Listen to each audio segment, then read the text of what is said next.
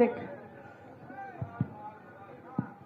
కొలకరు గ్రామస్తులకు చేరి వచ్చిన ప్రతి అమ్మకు, ప్రతి అక్కకు, ప్రతి చెల్లికి, ప్రతి అయ్యకు, ప్రతి అన్నకు, ప్రతి తమ్ముడికి మీ రాజశేఖర రెడ్డి బిడ్డ శిరస్సు వంచి చేతులు జోడించి మనస్ఫూర్తిగా నమస్కరించుకుంటాం.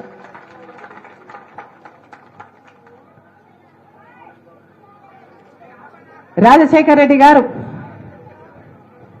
5 సంవత్సరాలు ముఖ్యమంత్రిగా ఉండి అద్భుతమైన పరిపాలన, అద్భుతమైన పథకాలను అమలు చేసి ఆఖరిన అదే ప్రజల మధ్యలోనే చనిపోయిన మహానాయకుడు రాజశేఖర రెడ్డి గారు. చనిపోతే కూడా ఎలా చనిపోయారు?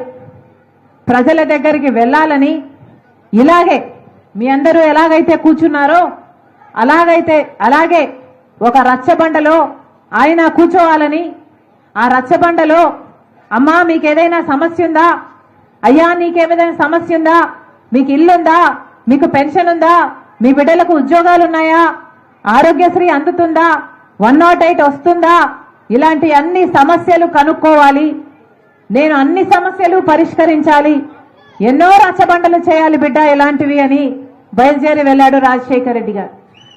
అలా రచ్చబండకని బయలుదేరి వెళ్ళిన నాన్న మళ్ళీ తిరిగి రాలేదు. ఇదే రచ్చబండ, ఇలాంటివో రచ్చబండలో ఈరోజు రాజశేఖర రెడ్డి బిడ్డ మీ అందరితో, ఇంతమందితో మీ సమస్యలు వినడానికని వచ్చాం. ఈ రచ్చబండ మీరు మాట్లాడితే మేము వినడానికి, నాయకులు వినడానికి, ప్రభుత్వాలు వినడానికి, ప్రతిపక్షాలు వినడానికి పెట్టిన రచ్చబండ. ఎందుకంటే ఈరోజు ప్రజలకు సమస్యలు ఉన్నాయి. ఇల్లు అందని వారు ఎంతో మంది ఉన్నారు, ఉద్యోగాలు రాని బిడ్డలు ఎంతో మంది ఉన్నారు, రైతులకు గిట్టుబాటు ధర రాకుండా, కనీసం పంట నష్టపోతే నష్టపరిహారం రాకుండా ఎంతో మంది రైతులు బాధపడుతున్నారు. ఇలాంటివి ఎన్నో సమస్యలు ప్రజలకు ఉన్నాయి. కానీ ఆ ప్రజల గురించి మీరు మాట్లాడకపోతే, ఆ ప్రజల సమస్యల గురించి ప్రజలు మాట్లాడకపోతే అవి ఎప్పటికీ ప్రపంచం దృష్టికి రావు. కనుక మీరు మాట్లాడాల్సిన అవసరం ఉంది.